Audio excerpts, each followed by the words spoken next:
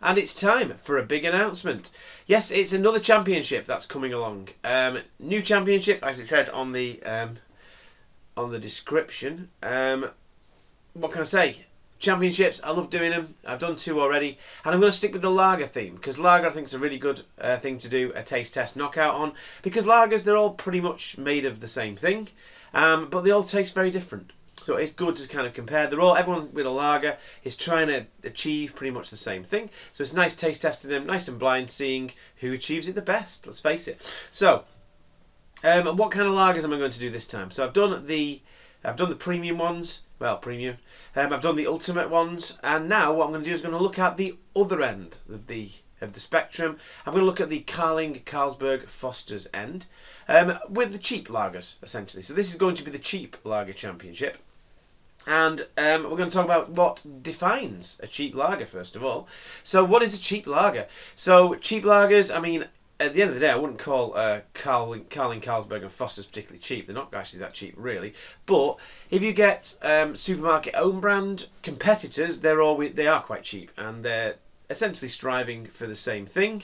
So I've got some big name brands, and I've got some supermarket brands of just the entry level lagers. But I thought, well, what stops things like DAB, for example, being in the championship? Because it's not. So what I've done is I've put a little proviso on this. So first of all, the price. All the beers in this championship need to be available for less than £5 for a 4-pack. These are pretty much all sold in 4-packs, and if you can't get a 4-pack of this beer for less than a £5, then it's not cheap enough for my cheap lager championship. I'm pretty sure that every single one of these that's in this championship, you can get 4-pack for less than a £5. You can pay more than a £5 for it, but you can get 4-packs of all these beers that I'm going to show you in a minute for less than a £5. So there you go. So 4-pack for less than a £5, but another proviso, because again you say that you're still letting in a lot of beers from Aldi and Lidl, which are, I'd say, a cut above. Some of these, I'm talking things like Rheinbacher and Perlenbacher and stuff like that. They, I'm pretty sure, are less than a £5 for 4 cans, and there are other beers as well that you can get in that respect. So I'm also going to bring in the proviso that they've got to be between about 3 and 4.5% ABV. That's a rough guide, because I've got one beer in here that's less than 3%.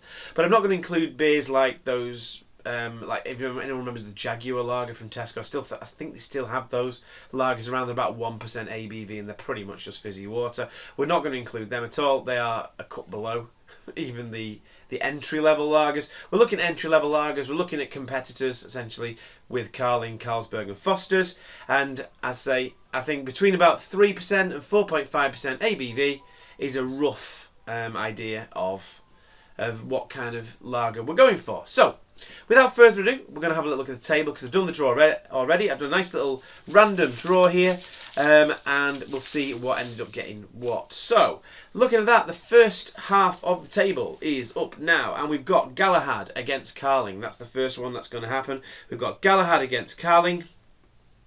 And that will happen very soon.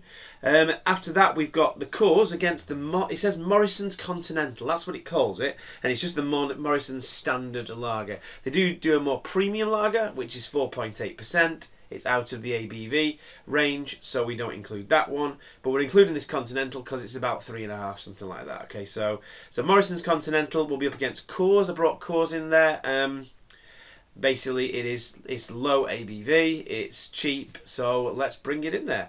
So these are all things I could find in the supermarkets, by the way. There were a couple that I had in the drawer which I had to take out because I couldn't find them in a supermarket or anywhere really. So these are ones that I know I'll be able to get hold of and are available pretty much anywhere. So we've got Budweiser. That's obviously the American Budweiser, not the Budvar. Up against Carlsberg. And then to finish off the first half, we've got the Brewdog Cold Beer against the Excelsior Lager from Lidl. So I don't even mention the Galahad at the top there. That's Aldi's. I don't know if it's Aldi's version of Foster's, just because it's in a blue can. But it's Aldi's competitor with the likes of Carling, Carlsberg, and Foster's. Excelsior is pretty much like the Lidl Galahad. essentially. They're direct competitors, I'd say.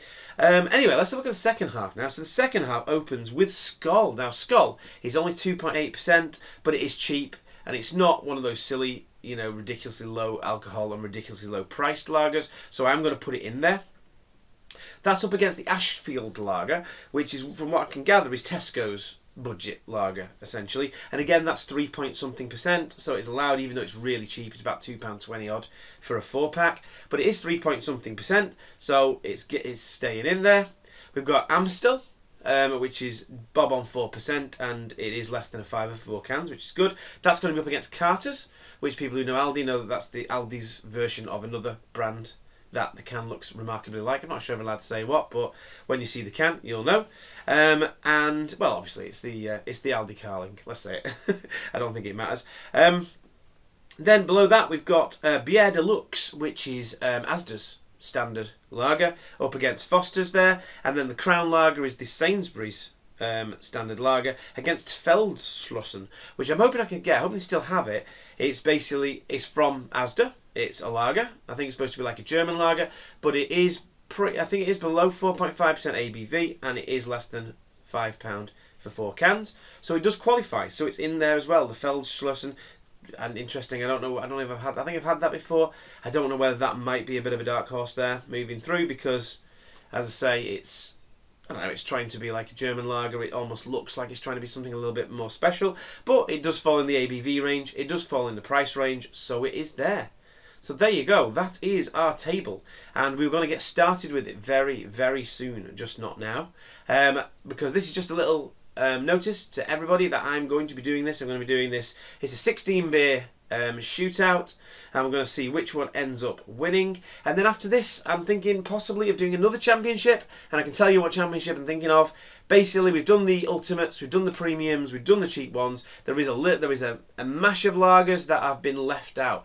I'm talking things like Stella. I'm talking things like Heineken. They've not qualified for any of the things so far. I know I put that Stella in the first championship just to see how it would fare, but it's not fair on Stella to basically do that. So it's going to have a spot in this other championship. There's going to be loads of lagers that will qualify for that. Basically anything that hasn't got in. So we're going to be having the Holsten Pils in there. We're going to be having things like the Rheinbacher from Aldi in that championship. And that's just going to be everything else. So those kind of beers will be represented. We'll be able to review some of them blind and see how they go. So that will be very interesting.